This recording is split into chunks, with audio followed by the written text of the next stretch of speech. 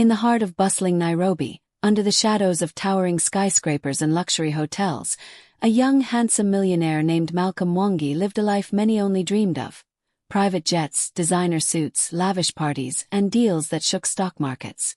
Yet beneath his wealth, Malcolm harbored a hollow emptiness that money couldn't fill, a longing for his past, the mother he never knew, the roots that were erased by time and mystery. He had grown up in an orphanage after being found abandoned at a church gate with no note, no identity, and no one to claim him. Over the years, he'd paid countless detectives and genealogists to trace his lineage, but every lead led to a dead end. His childhood had been filled with pain, foster homes, and the bitter taste of rejection, but he rose through grit, intelligence, and a fire to prove his worth to the world. One evening, after a business meeting at a five-star hotel, Malcolm stepped out for fresh air and noticed a frail homeless woman sitting by the hotel dumpster. Her hair matted, her clothes torn, and her eyes full of pain. People passed her like she was invisible, but something in her face tugged at his soul. He stared, puzzled, as a strange warmth fluttered in his chest.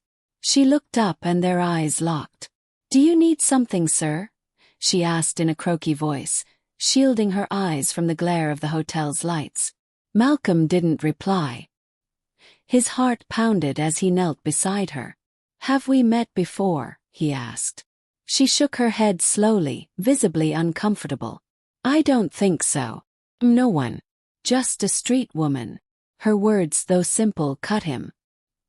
He sat beside her, much to the horror of his assistant who watched from a distance.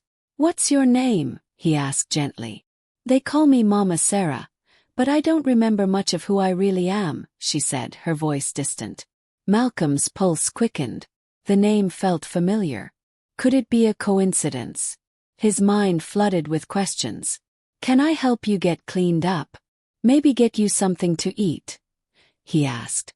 At first she resisted, but his kindness felt different.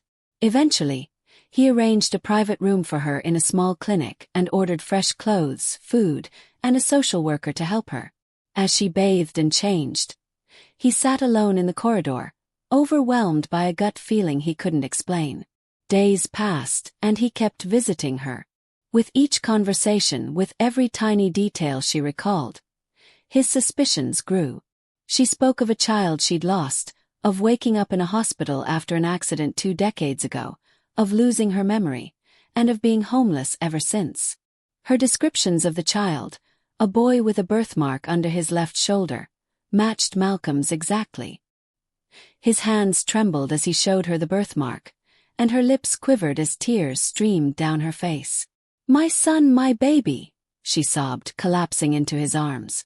Malcolm cried too, but confusion warred with hope in his heart. Was this real? Was this broken woman truly his mother? Determined to know the truth, he ordered a DNA test.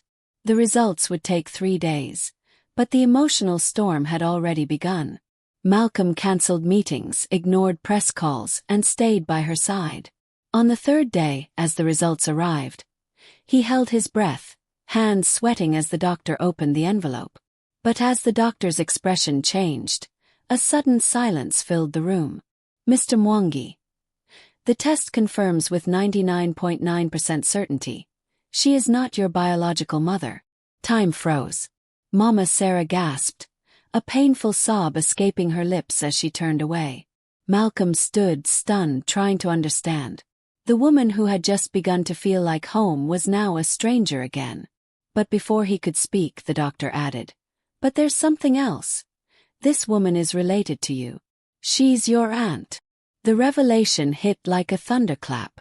The mystery had only just begun. Malcolm stood frozen as the words echoed in his ears. "She's your aunt." The air in the hospital room thickened with a silence that clutched at their hearts like a vice. Mama Sarah, or rather Aunt Sarah, sat trembling on the edge of the hospital bed, tears spilling down her cheeks as her hands gripped the blanket tightly, her mind clearly unable to process the truth. Malcolm knelt before her, his chest heaving with conflicting emotions, relief that she wasn't a fraud, grief that she wasn't his mother, and confusion about everything else that now floated above his carefully constructed life. The doctor explained further, revealing that additional markers in the DNA showed a close familial link. She was his biological mother's sister, and they shared the same maternal line. That one piece of information lit a fire inside Malcolm, stronger than ever before.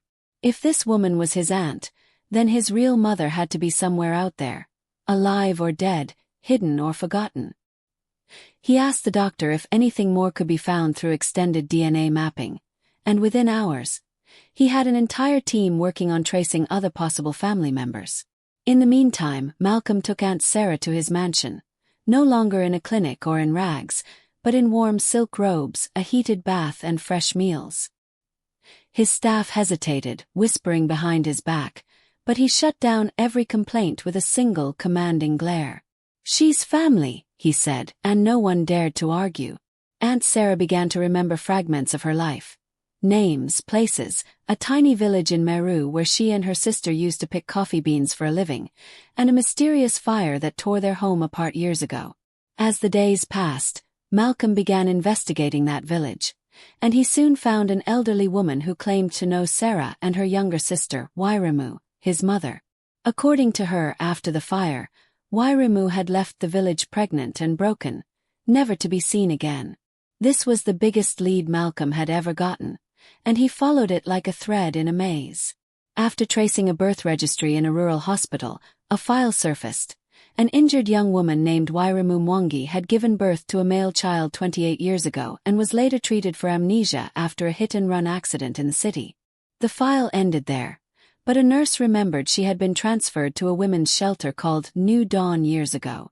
Malcolm, with his aunt by his side, rushed to the shelter only to find it closed down, the building decaying and abandoned.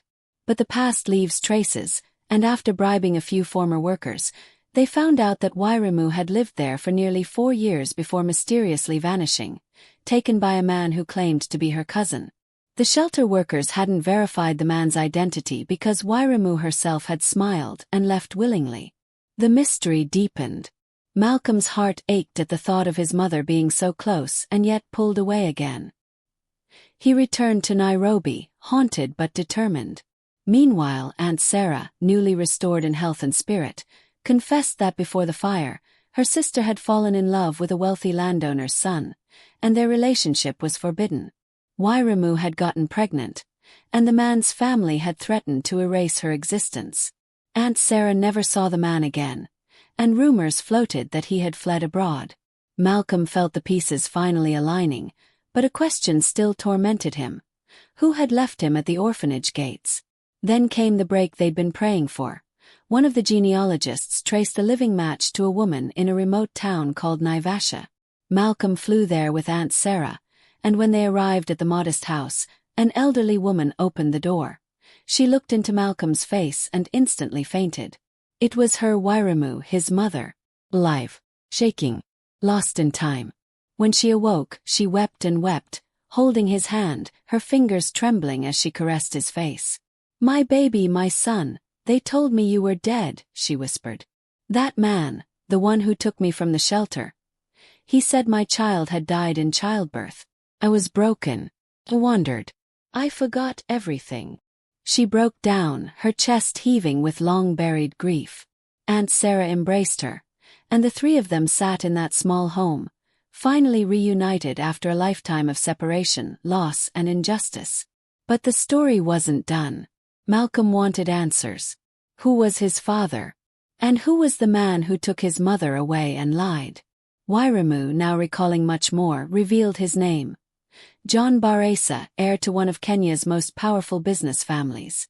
Malcolm's blood ran cold. He had closed a multi-million-dollar deal with Baresa Holdings just a year ago. The man was still alive, still rich, and still pretending as if nothing had happened. Rage welled up inside Malcolm, not just for his own stolen childhood, but for the life his mother had lost. He returned to Nairobi, his lawyers and media teams in tow, and he exposed the entire story. Wairimu's suffering, the lies, the abandonment, the stolen child. Social media exploded. The Baresa family tried to deny everything, but DNA didn't lie. Public pressure mounted, and in a shocking move, John Baresa was arrested for falsifying records, abduction and fraud. Justice was finally within reach. Malcolm could have stopped there, but he didn't. He used his wealth to open a foundation for abandoned children and abused women, naming it the Wairimu Foundation, and put both his mother and Aunt Sarah in leadership roles. He renovated the shelter that once held his mother, and turned it into a sanctuary for lost souls. But most importantly, Malcolm finally felt whole. He no longer needed to chase his past. It had found him, embraced him, and healed him.